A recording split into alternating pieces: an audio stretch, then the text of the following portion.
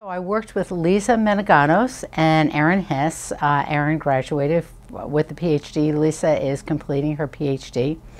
And we were looking at students and in a scenario that gave them a situation in which a friend was at a party and had a lot to drink and was going to leave with a guy that she met. We were looking to see what would they do. Would they let her go and wish her to have a good time? Would they want to go along with her, or might they try to suggest that she not go? And what we found was that friends really engage in very protective behaviors toward their friends. They wanted to see if they thought the friend was making a good decision, and if not, they wanted to step in and influence that decision. I have a simulation game that I designed along with some colleagues that's called Let's Talk About It. And in Let's Talk About It, there is a scenario, and then you get to make 3 different choices. And we use the choices students say they would make, and then their discussion afterwards about why they made that choice, to get a really good sense of not only what they do, but what's their thinking in terms of what they tell you. And those kinds of things tend to engender some really good discussion going on among the students, so that it's not just that the teacher is trying to say, here's the choice you should make. It's a teacher facilitates the discussion so they can start to see what are better choices they might make based on what they hear other people saying. What we're worried about is that some students drink too much. You know, not everybody on a campus drinks too much, and actually at ASU we're lower than the national norm in terms of drinking. So, but of those kids who drink too much, students who drink too much, sometimes a student has too much to drink and passes out from that.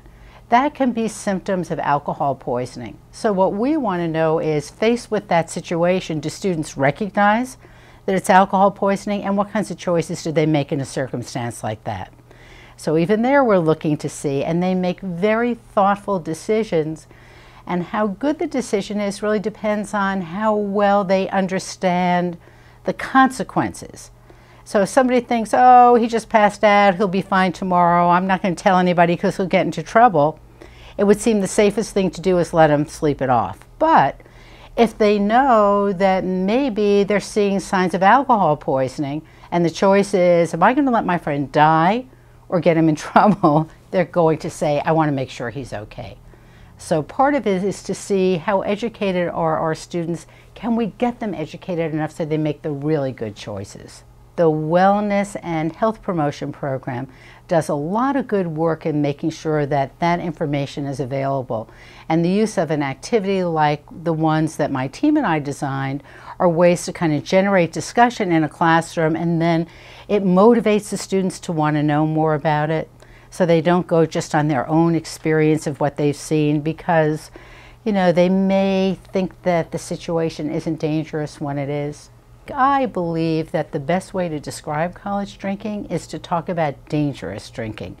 Dangerous means consequences. Doesn't mean how often, doesn't mean how much, although those things should be taken into account, but it means what's going to be the outcome of the choice you make. So if you're 18 years old and you're drinking and that's not legal, there's a danger to that. Are you aware of that? If you're going to get in a car, you know, and you get stopped, are you aware of the danger? And if you have a test or whatever, are you really taking into account all the things you should take into account to make sure that you're making the best choices you can make for yourself? That's what my work is about. ASU, that the drinking here is below the national norm, that most people who drink here do not drink dangerously, and almost 25% of the students here don't drink at all. I think it's really important to emphasize to anybody that if you don't drink, there are plenty of other people just like you.